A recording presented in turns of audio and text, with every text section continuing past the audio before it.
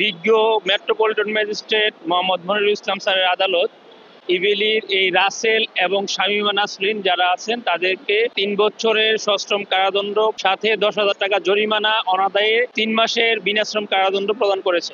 আজকে রায়ের পূর্বে বিজ্ঞ বিচারক মহোদয় আমাদেরকে জিজ্ঞেস করেছিলেন যে আপনারা কেন চেকের মামলা করেননি। তখন আমাদের কাছে চেক থাকা সত্ত্বেও এই ইবেলির রাসেল জেলে থাকা অবস্থায় যখন নিয়মিত কোর্টে আসতেন এবং আজকের যে বাদী সে আমার চাচাতো ভাই, তার বিষয় সহ আমার আরো কিছু মামলার বিষয়ে জিজ্ঞেস করলে তখন সে বলতেন যে আমি বের হয়ে টাকা দিয়ে দিব। সরকার থেকে নাকি তাকে সেভাবেই বলা হচ্ছে, বিভিন্ন দোহাই দিয়ে বলতেন বের হয়ে টাকা দিয়ে দিব। সেই বিশ্বাসের উপর ভিত্তি করে আমরা চেকের মামলা করিনি। পরবর্তীতে যখন দেখলাম বের হওয়ার পরও টাকা দিচ্ছে না, আরো উল্টা হুমকি ধমকি দিচ্ছে, তখন আমরা তার বিরুদ্ধে মামলাটি করি। বাদীর 23 লক্ষ টাকা সে গ্রহণ করে সে মোটরসাইকেল সরবরাহ করার কথা ছিল, সে না করে সে টাকাটা আত্মসাৎ করেছে এবং প্রতারণা করেছে। জালিয়াতি করেছে?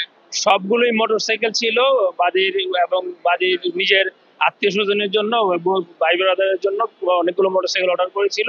সে প্রত্যেকটা মোটরসাইকেল কোনোটাই ডেলিভারি না করে সে চেক প্রদান করে, পরবর্তীতে চেকগুলো যখন আমরা ডিজনার করব, মামলা করব, তখন সে মামলার সময় সে নিজে বারবার বলতেছিল যে সে টাকা দিবে এবং এমন ভাবে বলতেছিল যে সে বিশ্বাস করার মতো, এবং তার কথায় বিশ্বাস করার কারণে আজকে আমরা চেকের মামলাও করতে পারিনি। এই মামলায় ৩ জন সাক্ষী সাক্ষ্য প্রদান করেছেন।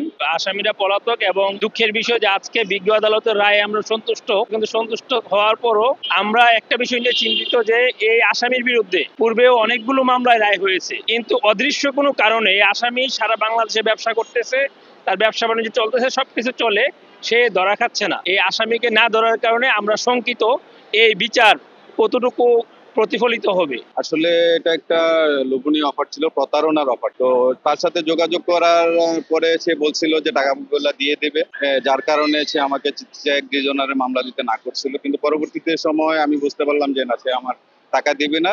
পরবর্তীতে আমি আদালতে শরণাপন্ন। আমি আসলে রায়ে সন্তুষ্ট, কিন্তু তার যে পূর্ববর্তী যে রায়গুলা এবং বিচার প্রক্রিয়া শেষ হওয়ার পরেও সে আসলে এখনো ধরাছোঁয়ার বাইরে এবং আইনের আওতার বাইরে। আমি এটা নিয়ে একটু শঙ্কিত যে সে আদৌ তার এই রায়টা কার্যকর কতটুকু হবে।